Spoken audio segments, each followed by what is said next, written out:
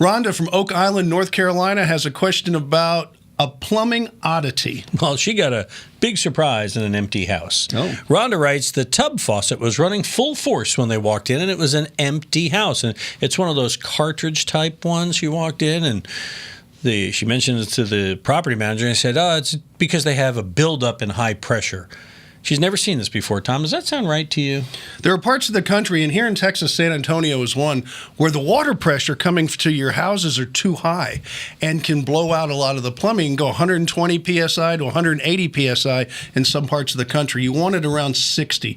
So what you need to do is they put actually reducers on the house to reduce the PSI to a normal PSI. So could that have happened and blown out a cartridge? Absolutely. Should you try to fix it with the right devices? Yes. So if she were to pick that house up, first thing she wanted to do is get a plumber to check the pressure coming in. Absolutely. Check the pressure, and if he do what he needs to do on the house to get the pressure even.